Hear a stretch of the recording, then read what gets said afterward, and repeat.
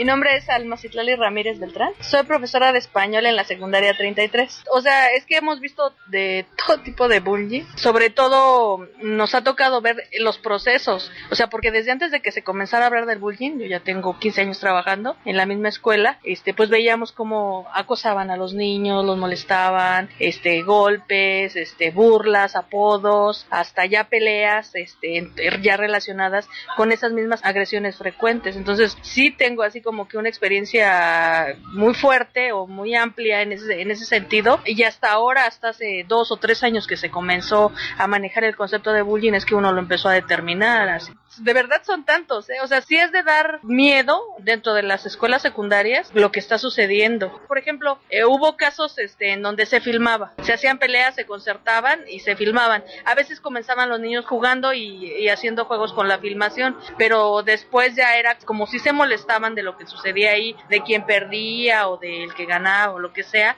y las burlas que le seguían a eso, pues continuaba la situación más fuerte. Afortunadamente eso se ha ido calmando en la escuela. Ya por lo menos ya se evitó que se continuara, ¿no? Con la misma dinámica, con el mismo círculo. Y pero así casos específicos, pues el año pasado teníamos un niño que era muy muy agresivo en ese sentido y que le gustaba, manifestaba así como un gusto por estar molestando y pelearse, molestar y pelearse. Pero ahorita, por ejemplo, ese mismo niño pasó a tercero y como que comprendió, o lo hicimos comprender, o él mismo maduró, se dio cuenta de otras cosas y ha cambiado mucho. O sea, sí ha habido cambio, hasta dentro de los mismos niños. Mi nombre es Ignacio Garnelo, soy profesor de la secundaria número 33. La agresión verbal, poniendo apodos, palabras soeces, palabras denigrantes, de burla, entre los alumnos y alumnas. Antes había golpes, agresiones físicas. Ahora como que la agresión ha pasado a ser menos, se ha controlado un poco más el que no se dé ese tipo de situaciones en el centro escolar. Sí, me he visto involucrados que están agrediendo de manera verbal, se están burlando. Ya no sé si el alumno es aplicado o no es aplicado. La burla es denigrar porque eres el mejor, o denigrar porque eres el peor, o el que tienes menos aprovechamiento escolar, o porque cómo te vistes. También se fijan en el nivel económico del niño, también eso genera burla.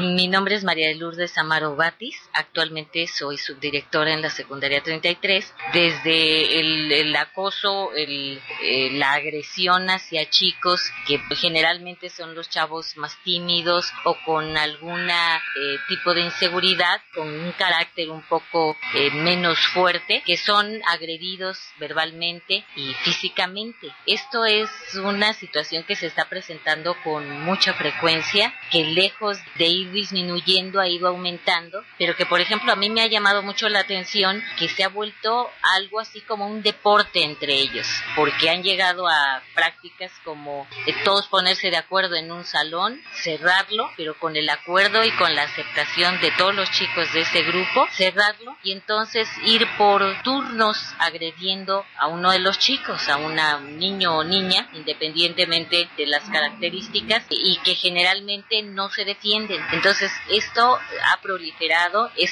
parte de una de las grandes problemáticas que tenemos y que preocupa mucho.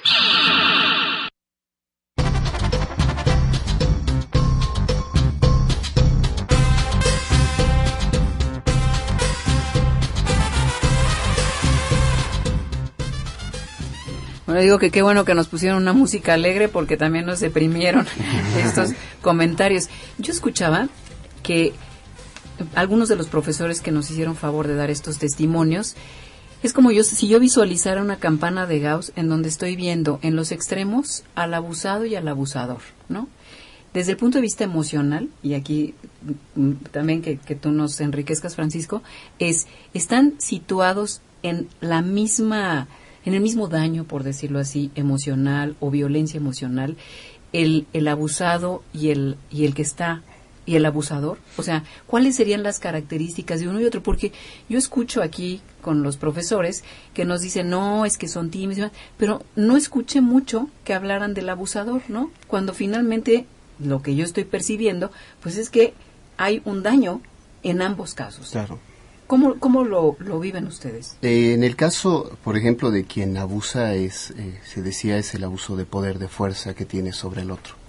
Y tiene una característica que al fin y al cabo en la adolescencia, si estamos hablando de bullying en la secundaria, le da una ganancia secundaria de tener el poder sobre los otros, el poder ganar popularidad. Entonces, el más popular, y no forzosamente porque hace un buen deporte, porque tenga conocimiento, sino precisamente porque demuestra de mejor forma su poder, y el poder sobre los otros es una característica muy específica. Eso le va ganando, y todo el mundo lo conoce, y todo el mundo identifica qué está pasando ahí, quiénes son o quién es él, y lo legitiman. Y al contrario, al que está siendo bulleado, su identidad se va deteriorando cada vez más. Entonces su característica se va empequeñeciendo en el miedo, en la angustia, en ciertas conductas que se van reflejando. Y se puede ver no tan solo, y comentaba hace un momento de la campana de Gauss, los personajes que también están, es cierto, está el que agrede y el que es agredido, pero también están los que observan, están los maestros, están los padres de familia, y hay características muy especiales para alguien que es un agresor. Puede ser que llegue a su casa de manera también agresiva o de manera baja en agresión, pero puede traer objetos que no le pertenecen, puede empezar a tener conductas cada vez o más aisladas o más frecuentes hacia la calle, o sea, elementos que van identificando y que los padres de familia tienen que saber que algo está sucediendo. Ha habido muchos casos en donde llega el hijo con un iPod, que llega con un celular y no se pregunta de dónde procede, y se me lo regalaron. Entonces, ¿cómo es posible que los padres no lleguen a preguntar si son características como del poder que puede estar ejerciendo? De objetos, de situaciones muy repetitivas, de programas de televisión que le gusta estar haciendo, o de estar pegado a la computadora durante un largo tiempo, el tipo de actividad que va desarrollando frente a la computadora, y son como rasgos muy específicos, como focos de alerta, como para los padres de familia. También tiene que haber un reflejo forzoso hacia el rendimiento escolar. No el más brillante va a ser el que sea académicamente hablando, no es el que va a ejercer una violencia, sino es al contrario, es una forma contraria. Y no con esto digo aquel que tiene bajo rendimiento, luego lo vamos a tachar, sino identificar con una serie de elementos que están sucediendo alrededor y vincularlo con varios elementos, como es el comportamiento en la casa. Los padres de familia, por lo tanto, son muy importantes. El comportamiento dentro del salón de clases, estamos hablando de secundarias, que se repite su conducta agresiva frente a los compañeros, frente a los maestros, frente a las autoridades, el ausentismo o las formas de relacionarse con los demás. Y se puede identificar, incluso hay un estudio que se hizo en relación a bullying, de identificar qué pasa con la agresión, y nadie se ha puesto a pensar en el baño, los letreros que escriben en los baños, y es una forma de identificar por lo menos a quién se le está agrediendo. Bueno, todo esto que nos estás platicando y que nos estás comentando nos recuerda que aquí en México el 65% por lo menos de los chicos han admitido que son o han sido víctimas de bullying. Y ya tenemos tristemente 190 casos de personas, de chicos que se han suicidado aquí en la capital por este mismo caso. Eso quiere decir que en este sentido, bueno, esto es un problema serio y es un problema que, bueno, por lo menos denota que si no se suicidan, después estas personas se convierten en odio o generan odio social. Y bueno, después tenemos el problema que se ha expuesto en algunas escuelas ya en México como sociedad, otras en Estados Unidos, que son después los asesinos de maestros, ¿no? Resulta que los asesinos de maestros no son los chicos que hacen bullying, sino son los bulleados. Claro. Y estos son porque han sido víctimas de la incapacidad que tanto autoridades como familia como sociedad hemos tenido frente a atender este problema. Claro. Entonces, hoy por hoy, por eso es muy importante denunciar, atender y escuchar este tipo de situaciones, ¿no? Y yo creo que la manera también, o la pregunta es ¿de qué manera yo como papá, ¿no?, como padre de familia, puedo yo hacer o puedo saber si estoy actuando de manera correcta frente a una situación de bullying, ya sea contra mi hijo o contra alguien alrededor mío? ¿Cómo si mi actitud, o cuál es la actitud que no debo de tomar? Cualquiera de las dos. ¿Ustedes sabrán? ¿Me podrían platicar? Bueno, primero no hay que victimizar a la víctima, valga la redundancia. Exacto. Ofrecerle demasiada compasión, ya hay pobrecito de ti. Uh-huh. Las víctimas, hay un dicho de abuelas que dicen el valiente es hasta que el cobarde quiere. Con esto no estamos diciendo en ningún sentido que la violencia se deba combatir con violencia, pero sí hay que ofrecerle al niño la capacidad de sentir que su vida sí puede estar en sus manos y que sí existen maneras de corregirlo. Apoyo incondicional es muy importante, pero es muy diferente apoyar que sentir lástima. Exacto. Que dar compasión, es muy distinto. Entonces, primero hay que saber si la integridad física del chico está corriendo peligro, hay que suspenderlo de la escuela en ese momento. Que no es justo que la víctima sea el que tenga que salir de la escuela mientras sus agresores siguen ahí tan campantes y tan contentos, puede ser. No lo vamos a discutir. Lo que sí es muy importante es ofrecerle un sitio seguro al chico o chica que está sufriendo acoso cuando ya la integridad está corriendo peligro. Esto es importante también porque luego a veces uno, como los papás, no sabemos qué hacer o cómo actuar, ¿no? Pensamos que es algo que va a pasar, que pueden resolverlo por sí mismos, y sí, deberían de resolverlos por sí mismos, pero si no tienen las herramientas, pues entonces... Sí, pero finalmente, o sea, si este chico sale de la escuela, estamos reforzando, y es como un poco complicado, ¿no?